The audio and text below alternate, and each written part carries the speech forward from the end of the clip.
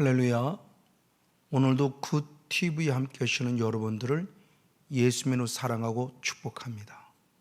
사도 바울은 로마서 1장 17절의 말씀에 복음에는 하나님의 의가 나타나서 우리를 믿음으로 믿음에 이르게 한다라고는 중요한 영적 원리를 말씀해 주셨습니다. 이 믿음으로 믿음에 이른다는 말은 믿음으로 시작해서 구원을 얻었으면 믿음으로 마무리를 지으며 구원에 이르러야 한다는 것을 말씀하는 거죠. 그래서 로마서 10장 9절과 10절의 말씀에 연이어서 입술로 예수를 주라 시인하고 하나님께서 죽은 자 가운데서 살리신 예수를 마음으로 믿으면 구원을 얻고 10절에 계속 이어서 마음으로 믿고 의에 이르고 입으로 시인하여 구원에 이른다라는 말씀을 통해서 믿음으로 믿음에 이른다는 신앙은 믿음을 통해서 구원을 얻었으면 믿음을 통해서 구원에 이르러야 하는 신앙을 말하니 이 신앙은 믿음으로 시작해서 믿음이 자라가야 할 것을 역시 말하는 말씀이기도 합니다.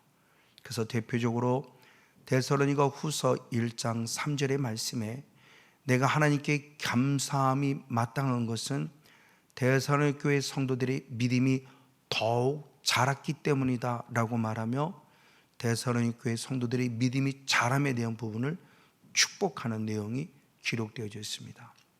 이에 사도 요한은 요한일서 2장 14절의 말씀에 우리의 신앙의 단계를 표현할 때 아이들의 신앙이 있고 청년들의 신앙이 있고 아비들의 신앙이 있음에 대한 3단계에 대해서 잘 말씀해 줍니다.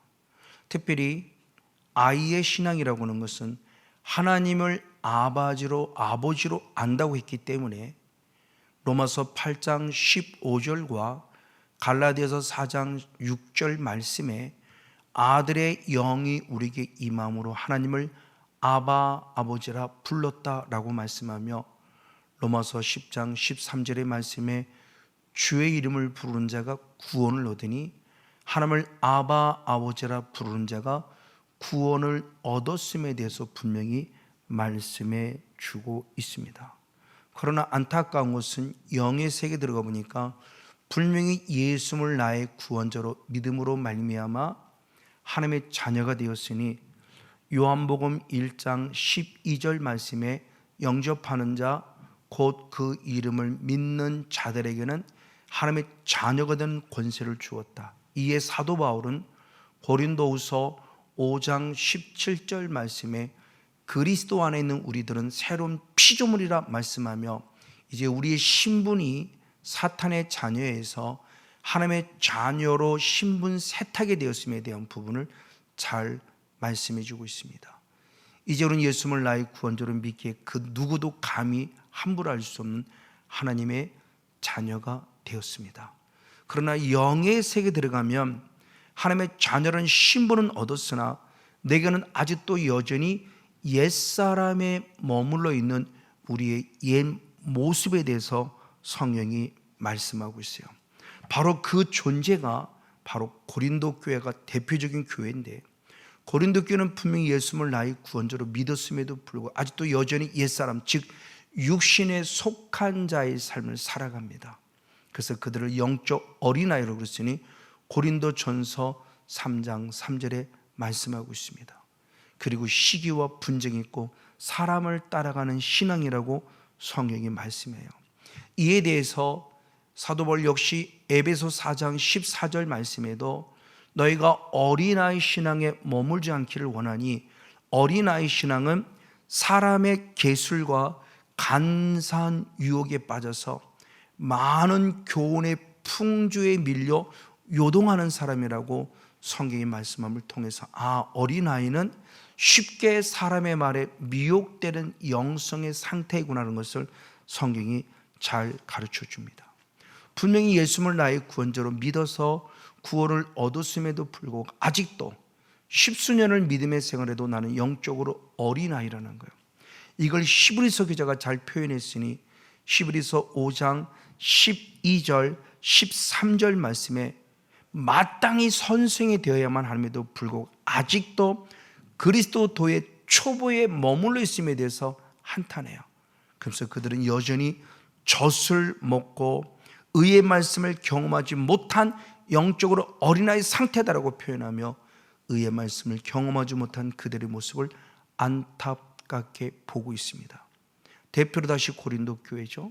그래서 고린도전서 3장 2절의 말씀에 그들을 밥으로 먹이를 원했으나 밥을 소화하지 못합니다. 그래서 젖을 먹인다는 안타까움을 표현하고 있어요. 예수님께도 똑같은 말씀을 하셨을 때 요한복음 6장 이후의 말씀에 나는 생명의 떡이니 나를 먹는 자가 마지막 날에 살리라 라고 말했을 때 예수님이 생명의 떡이니 그 말씀, 그를 먹으라는 말을 이해를 못합니다. 그래서 요한복음 6장 60절에 그들은 예수의 말씀이 어렵다고 결국 주님을 떠나는 안타까운 모습을 보여주죠. 니고데모 역시 예수님을 통해서 구원에 관심을 갖고 와서 예수님과 대화를 나누지만 거듭남에 대한 모습을 이해하지 못합니다. 그래서 너희가 거듭나야 된다고 말했더니 니고데모는 내가 엄마 뱃속에 또 들어갔다 와야 되나요? 라고 말할 정도로 어리석음이 있어요. 주님은 영을 얘기는 자꾸 육으로 듣는 거죠. 이게 어린 아이 신앙의 대표적인 모습을 성경이 가르쳐 줍니다. 그러면서 그렇게 어린아이 신앙에 머무는 대표적인 고린도 교회 시기, 분쟁, 다툼, 사람을 따라가는 신앙은 누구에 의해 그런 것인가? 먼저 야고보 3장 13절, 14절, 15절 2절 말씀에 보면 시기, 질투, 다툼, 분쟁, 요란함이 있으니 이것은 세상적이고 정욕적이고 마귀적이다 말하니 이걸 세번역 성경을 통해서 보면은 소유격으로서 마귀에 속한 것이다, 세상에 속한 것이다, 욕심에 속한 것이라고 성경이 표현해요. 분명히 예수를 믿어 새 자녀, 하나님의 자녀가 되었으나 내게 있는 옛사람, 육신의 생각에 사로잡힌 나의 모습은 아직도 시기, 질투, 다툼인 이 마귀의 성향에 젖어 있는 나의 모습을 보여줍니다. 그리고 사람을 따라가는 신앙도 마찬가지죠.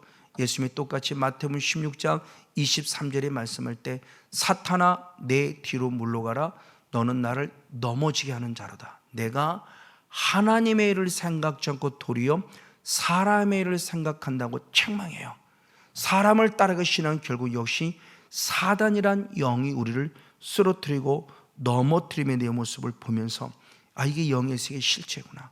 그럼 어린아이 신앙은 이길 수가 없어요. 그럼 어떻게 이기느냐? 그래서 주님께서는 말씀하기를 요한일서 2장 14절 말씀에 청년들아 내가 강하고 하나님의 말씀이 내게 무기가 되었으니 너는 흉악한 자를 이겼다라고 표현하며 어린아이 신앙 빨리 벗어나 하나님의 말씀 안에 통치를 받는 신앙을 가져야만 강하고 담대해서 내게 하면 옛사람 육신에 속한 나의 모습에 있는 사람을 따라가는 그 신앙의 어두명을 쫓아낼 수 있고 시기, 질투, 분쟁하는 어두명을 쫓아내 이기는 자가 될 수 있다는 것. 맞아요. 그래서 하나님께서 이와 같이 우리들의 존재 역시도 여호수아서 1장 9절에 여호수아에게 강하라 담대하라 라고 선포함을 통해서 두려워하지 말고 가나안의 7 족속을 쫓아낼 것을 말해요.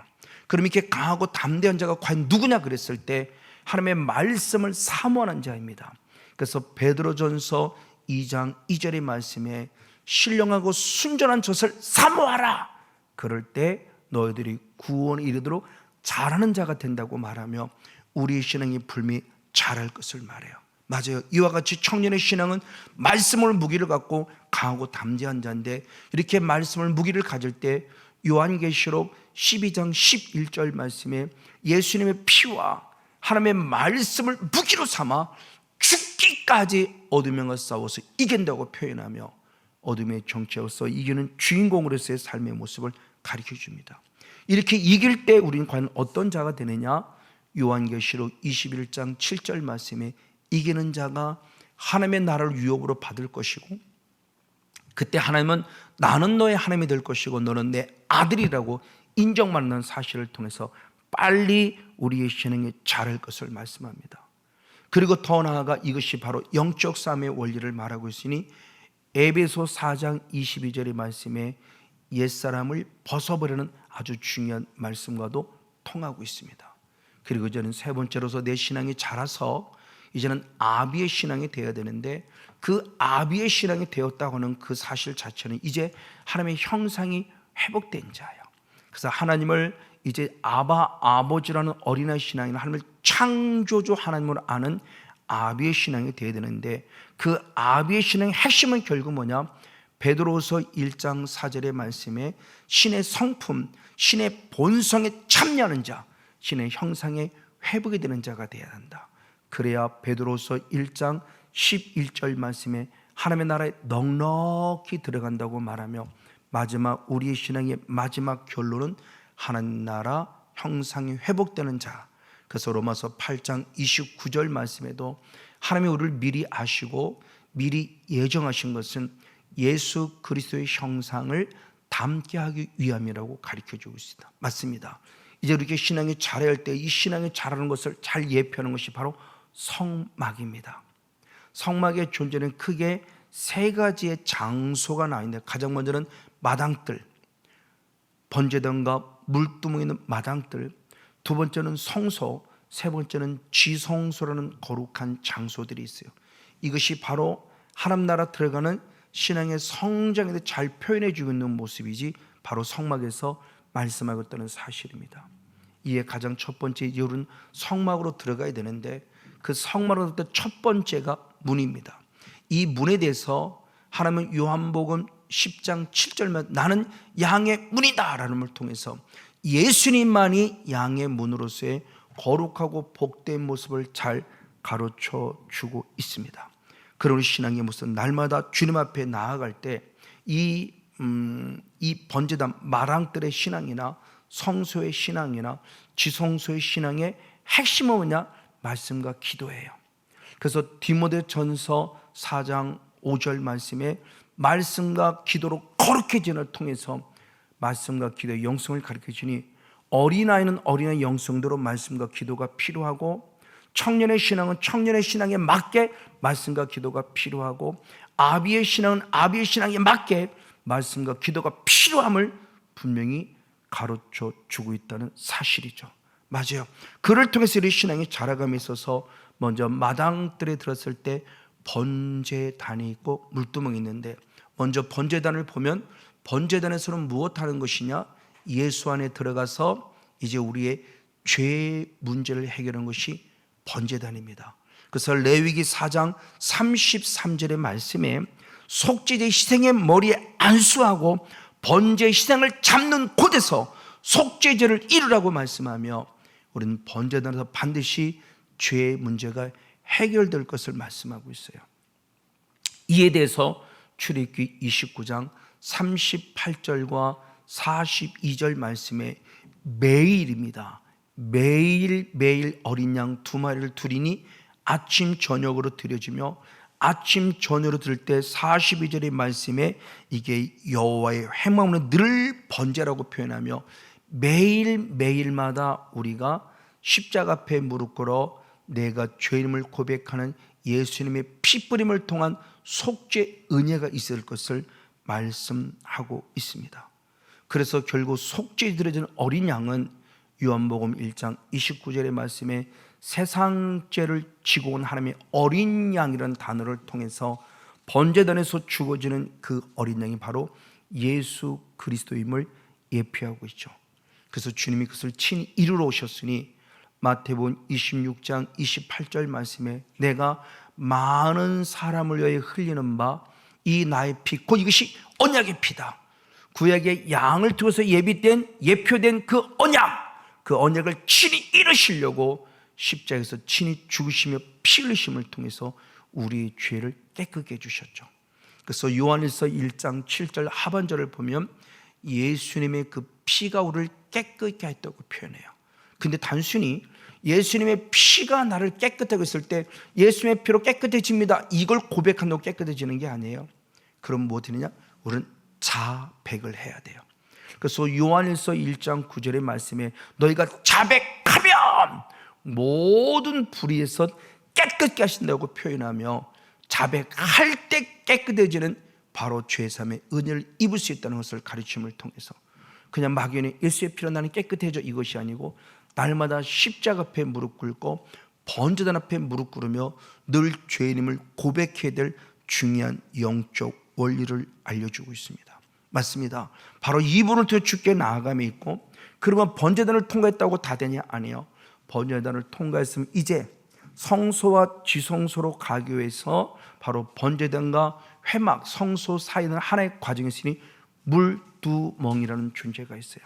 그래서 출애굽기 30장 18절로 20절의 말씀을 보면은 물두멍에 물을 담아라, 그리고 물두멍에 대해 수족을 씻어라, 그래서 내가 물로 깨끗함이 되어져서 회막에 들어갈 때 죽기를 면하라고 말하며, 번제단에서 분명히 예수의 피로 깨끗함을 받았는데 물두멍에 또 손발을 닦았을 말해요. 이건 중요한 영적 교훈을 주고 있습니다. 자, 이분에 대해서 예수님도 친히 말씀하셨죠. 그래서 요한복음 13장에 주님이 최후의 만찬이 벌어졌고, 최후의 만찬이 벌어졌을 때 예수님의 발을 닦아주시려고 합니다. 그래서 저들이 거부하죠.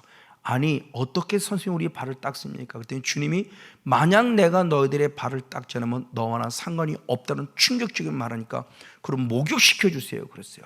그랬더니 주님이 중요한 말씀하죠. 목욕한 자는 발만 닦으면 된다라고 그래요. 그래서 요한복음 13장 10절의 말씀에 목욕한 자는 발밖에 닦을 필요가 없다, 온몸이 깨끗하니라고 말하며, 번제단에서 우리가 예수의 피로 깨끗이 씻음을 받았으면 이제 물두멍에서 날마다 손과 발을 닦는 점과 흠과 허물을 씻어내는 놀라운 은혜가 필요함을 말합니다. 이것은 무엇을 말하냐?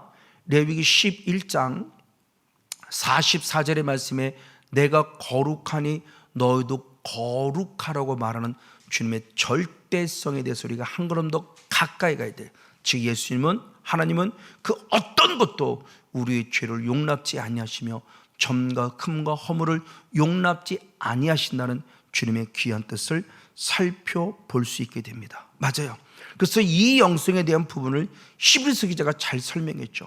그래서 히브리서 10장 22절 말씀에 주님이 친히 말씀하기를 너희가 마음의 뿌림을 받아 양심의 약을 깨닫고 몸을 맑은 물로 씻었으니 하나님께 나아가자라고 말하며, 번제단 마당떨에서 번제단과 물두멍의 영성에 대해 잘 설명해요. 그때 우리가 바로 뿌림을 받았다고 그런 설명이 뭐냐? 예수의 피를 말합니다.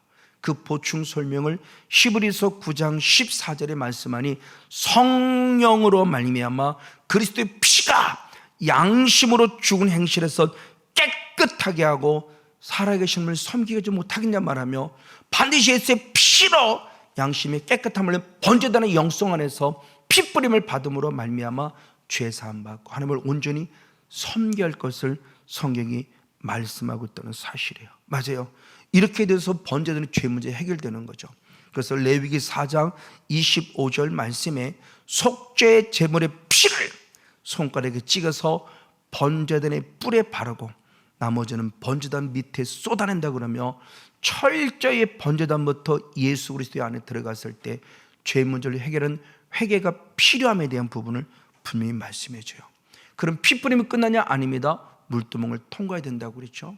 그럼 물두멍을 통할 때 그 물의 의미를 가질 때 어떤 의미를 갖느냐? 민수기 19장 9절 말씀에 통해서 보면 우리를 부정을 깨끗게 하는 물을 만들어라, 그것이 속죄제다라고 표현함을 통해서 피를 통한 속죄뿐만이 아니라 더구나 물을 통해서 깨끗한 속죄제가 계속 이루어져야 함에 대한 부분을 성경이 말씀하고 있습니다.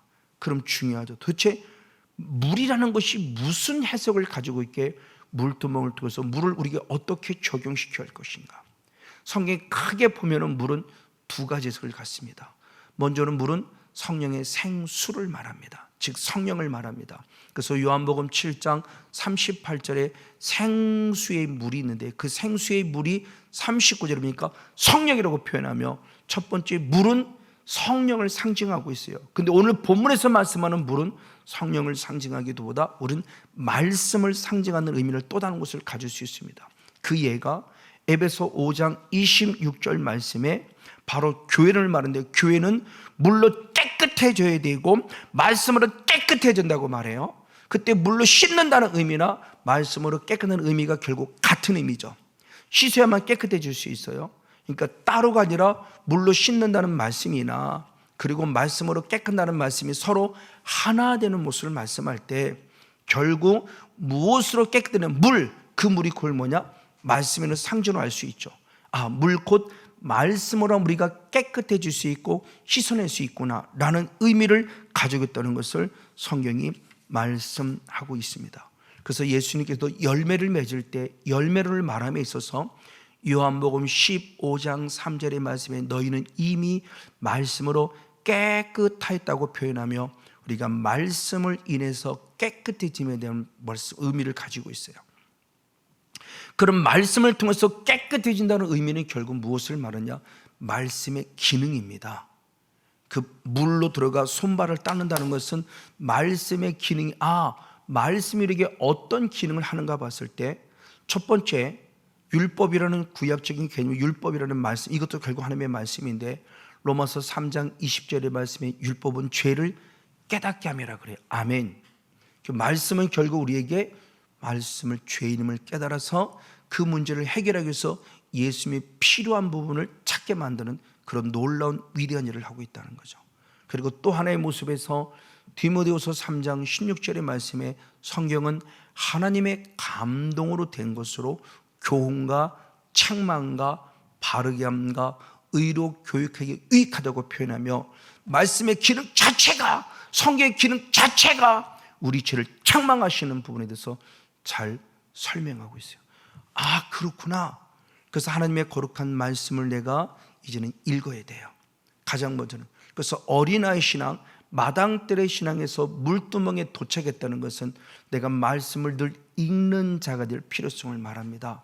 그래서 요한계시록 1장 3절의 말씀에 읽는 자와 듣는 자와 기록된 말씀을 지키는 자가 복이 있나니 때가 가까움이라 라는 표현을 통해서 요한계시록을 물론 말하지만 일반적인 의미에서 모든 하나님의 말씀을 읽고 듣는 자가 되는 것을 아주 중요하게 해요. 그러니까 어린아이 신앙으로 교회 딱 들어왔으면 광야 교회 들어온 순간 우리 계속해서 말씀으로 양육받는 신앙이 되기 위해서 말씀을 읽으라는 겁니다. 그래요. 그럼 읽음으로 끝내? 아니다. 이제는 말씀을 들어야 돼요. 왜? 로마서 10장 17절 말씀에 믿음은 들음에서 난다고 표현했기 때문에 한 번 듣고 두 번 듣고 10번 듣고 100번 듣고 들으면 들을수록 말씀 자체가 성령의 감동으로 기록된 것이라 성령의 감동을 받는 순간 그 말씀을 들으면서 내게 믿음이 자라게 한다는 거죠. 그러니까 어린아이 신앙으로 교회 갓 들어온 자는 빨리 말씀을 읽기에 힘써야 되고 말씀을 듣기에 힘써야 됩니다. 그래서 저희 교회에서는 모든 성도들이 거의 90% 이상이 최소 못해 1년에 1독을 모두 하고 있어요. 그럴 정도로 말씀을 철저히 읽게 만들고 그리고 예배를 통해서 말씀을 철저히 듣게 만들고 한 번 들으면 끝나면 유튜브를 통해서 또 한 번 듣고 또 한 번 반복해 들어서 그들이 데살로니가교회 성도들과 같이 베레아 교회 성도들과 같이 말씀으로 더 잘 자라는 자가 될 필요성에 대한 부분을 강조해 주죠. 그럼 이렇게 말씀 안에 있을 때 이렇게 우리 죄를 깨닫게 하는 누가 행하느냐? 예수님이 성님이 하신다고 그래요. 그래서 요한복음 16장 7절과 8절 말씀에 예수님이 하나님의 품 안에 올라가면 보혜사 성령이 내게 오므로 내게 유익이 되니 가장 먼저 죄에 대해서 책망하신다고 말씀. 맞아요. 이게 너무너무 중요한 말씀이에요. 하나님이 예수님이 내게 오셔서 성령 오셔서 말씀을 통해서 내 죄를 책망해서 말씀의 죄를 깨닫게 하는 거예요. 그래서 사도행전 2장 37절 말씀에 베드로의 설교를 들은 모든 사람들이 마음에 찔림마다 어찌할까라고 통회했어요. 이게 찔림 받은 거죠. 그리고 사도행전 2장 38절에 회개에서 제사함하고 드디어 성령 충만 받을 수 있었습니다. 오늘 비록 우리가 마당들의 영성에서 어린아이 신앙인 줄 모르지만 우린 반드시 말씀을 통해서 읽고 들음에 내가 죄임을 깨닫고 성령의 거룩한 책망을 받아서 번전 앞에 무릎 꿇고 물동 앞에서 말씀의 그 능력으로 깨끗이 씻음 받아서 어린아이 신앙으로서 날마다 성령 충만받아 주님 앞에 가까이 나가는 복 있는 영혼 우리 모두가 되어지기를 예수님의 이름으로 간절히 축복하고 축원을 드립니다.